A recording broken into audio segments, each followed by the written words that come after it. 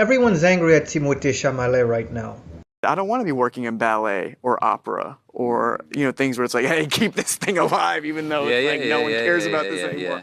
All respect to the ballet and opera people out there. I just lost 14 cents in viewership, but damn, I just took shots for no reason. That's not a shot. I hear what you're saying. Yeah. So. Everyone? Oh no, I'm wrong. It's not everyone. There's at least one biped among the 8.27 billion human beings on this tiny little rock, third in line among those other little rocks and gas balls orbiting the sun. There's at least one member of the genus Homo who isn't angry at Timothée Chalamet, since I'm not. And I suspect there might be another member of our species on North Sentinel Island, the uncontacted inhabitants of which murder anyone who sets foot on or near the island who doesn't know who Timothée Chalamet is, since they all have CNN. Actually, since those islanders seem to be angry at everyone outside of North Sentinel Island anyway, it stands to reason that they would be angry at Timothée Chalamet too. Though since the amount of hate radiating from the island and specifically directed at Timothée Chalamet isn't any greater than that beamed towards any non-Sentinelese, let's not throw this hate in with all the vitriol directed at the actor. Maybe hate uniformly distributed across all of humanity doesn't count. And in the case of the islanders, we all partake in that hate, sharing it collectively in brotherly fashion, like a big warm blanket.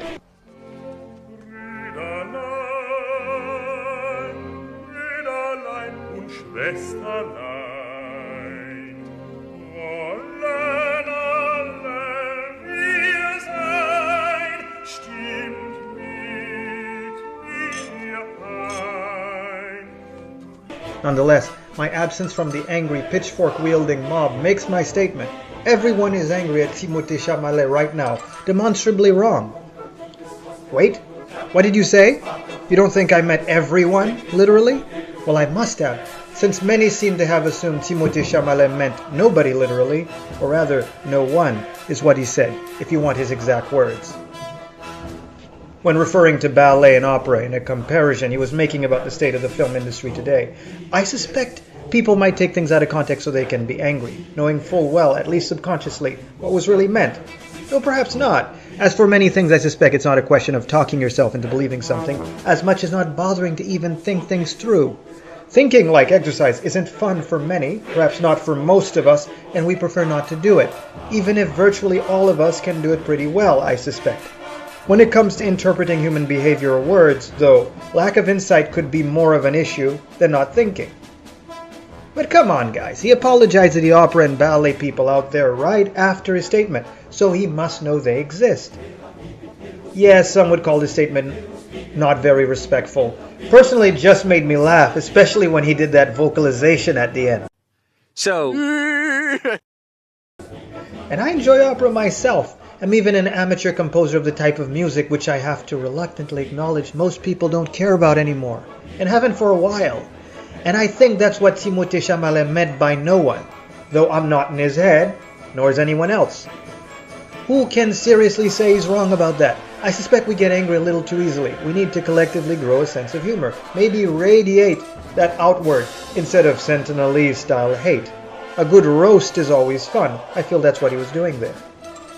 Now, since Timothée Chalamet was talking about film trends changing and was saying he did not like the idea of trying to save things the public no longer has a taste for, next time we'll examine whether it's a crime to take cues from the public when it comes to art.